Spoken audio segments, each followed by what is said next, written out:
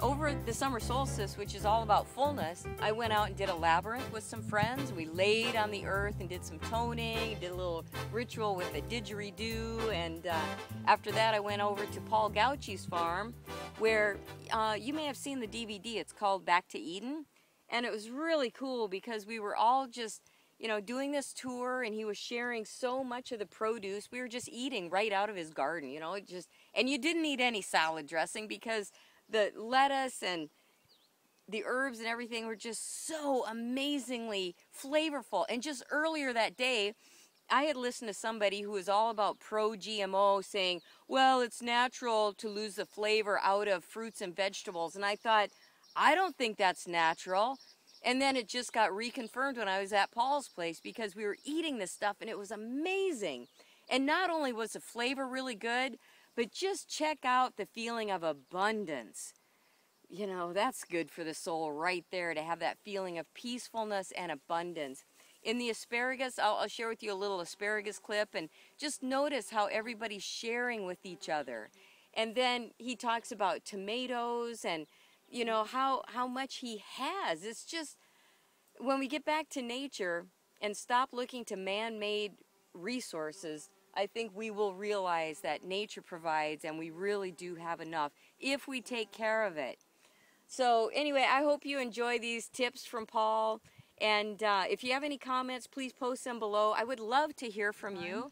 And nothing is ever destroyed by the cold, nothing. In Minnesota, where she lives, it gets like below zero. Out in the woods, there's nothing that ever dies. Are you tracking with me? Mm-hmm. See your head? Next to nature, everybody's farm that took the skin off the ground, everything freezes and dies. Everything. Wake up, human race. That covering is an insulator. It insulates the roots, protects it from freezing. Any idea how farmers can get out of monocropping? Cover. Cover. And whatever you're growing, put back.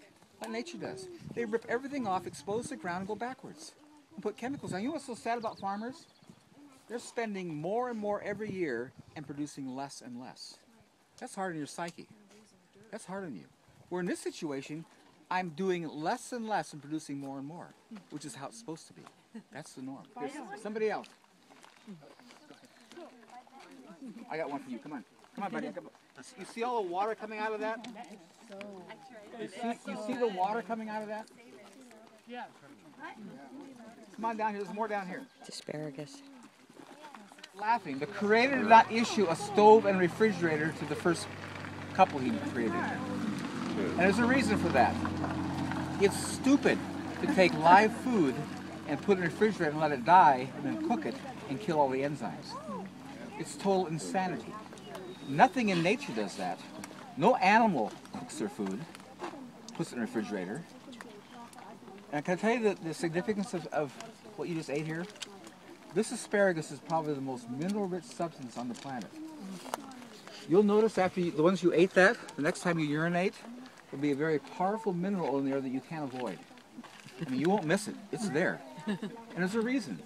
Asparagus sends roots down into the ground 15 feet, not 15 inches, 15 feet into the ground these roots go.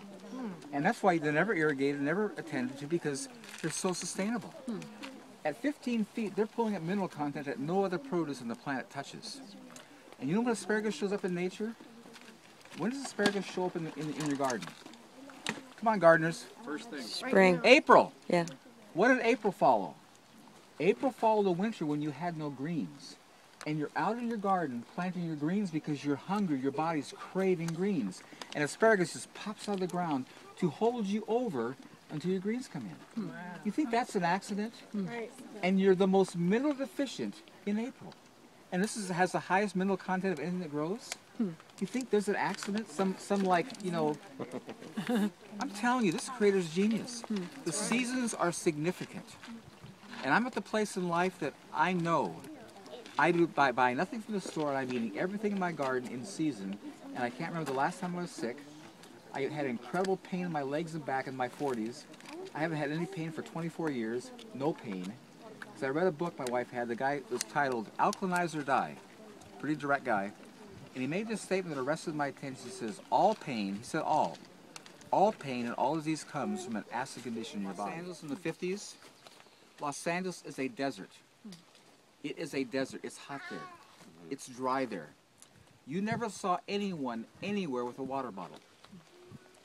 They didn't exist. There were no water bottles. All summer long, everybody's out working, doing their chores, doing everything. No one's packing a water bottle. Because back in that day, food like this was grown in soil that had water content in it. And we're hydrated with the food we're eating. Today in Seattle, where it rains all the time, people are drinking water with their meals, packing water bottles. Because all your food is dehydrated because there's no roots. Plants are growing in hard, compacted soil. They water 24/7 with sprinklers, and there's no water in the plant because there aren't any roots. I'm telling you, man, it's crazy. Now let me show you you see, because you don't see roots, you don't realize their importance. But a plant can only take up what's in the ground via roots. And if you have a very large root system, they can eat well. If you have a small root system, they can't. Okay? Let me show you something. This plum tree, that's an 8-year-old dwarf plum. You want to see something dramatic? Look at here at my feet. You see this root sucker coming up out of the ground? Right here? Yeah. This root sucker is coming 30 feet radius from that dwarf plum. Wow. Are you connecting the dots? Drip line as far as the roots go out on regular trees. This is a dwarf tree that doesn't develop roots. It has roots coming out 30 feet in 8 years. This is why I don't have to water. Because I have a root system that can take tender and sweet. Things that grow slow are tough and bitter. It's common sense. See, in this soil, stuff happens fast. I mean, really fast. Oh, here's a cool weed. Does anybody ever have lamb's quarters? Ooh, I'll eat it. This is the most amazing weed that grows. Come here and eat that. Totally good for you too. Just check out that flavor. No, they don't. They go to seed fast. Just see how good that lamb's quarters is. It's awesome.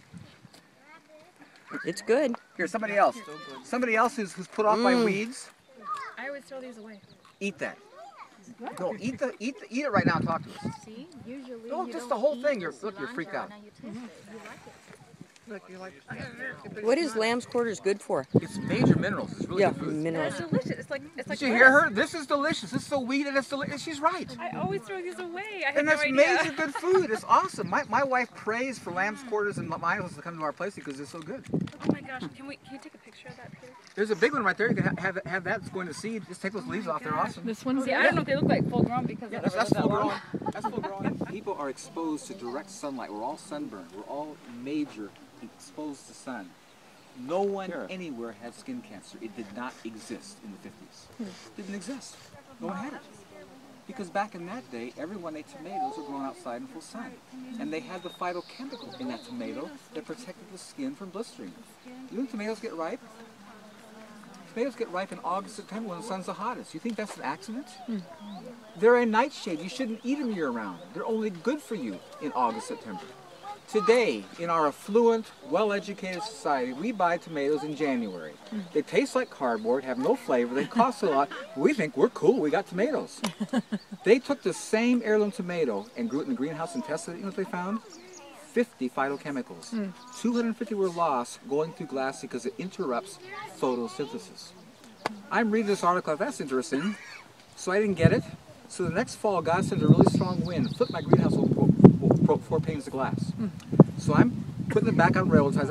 I'm on my way to the glass shop, and I heard it almost loudly. Are you getting it? Don't go to get the glass. Leave the roof off the top. Get the sun from the roof. If you have a greenhouse, use it for knocking the wind out, but make sure you take the roof off so you get sunlight, photosynthesis. Farmers plant in their soils carrots, beets, rutabagas, potatoes, because root vegetables pull all the heavy metals out of the soil and store it in the root, and they clean their soils out. I see. It's making their soils clean.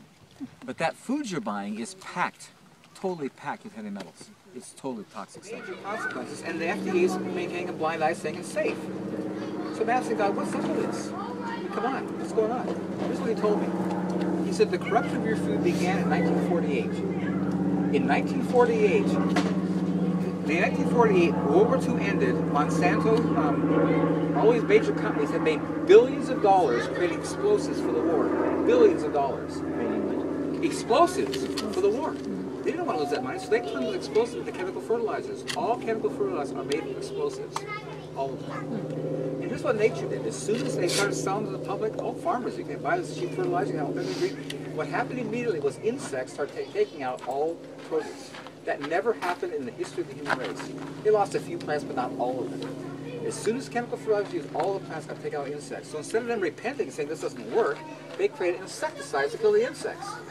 What they didn't take into account is that everything God created has His seed in it, and it cannot be destroyed. They always overcome. See, pathogens. Antibiotics no longer work because the pathogens got stronger and overcame it, developed immunity to it. Same with insects. So they kept increasing the strength of the insecticides, so the insecticides were killing the plants. Then they created genetically modified organisms with insecticide in the plant. I love God. Even the last word today, Monsanto's genetically modified corn, patented, is being taken out by insects. Insects are killing it. You know what's scary? This is really scary. Listen to me clearly. Roundup is no longer killing the weeds. It's not. The weeds overcame. You know what's in Roundup today? Roundup now has Agent Orange 2,4-D in it. And so all the food you're eating in the store has Agent Orange in it. Because Roundup has Agent Orange, because the Roundup is not killing the weeds. I'm just telling you, man, this is getting worse and worse. And so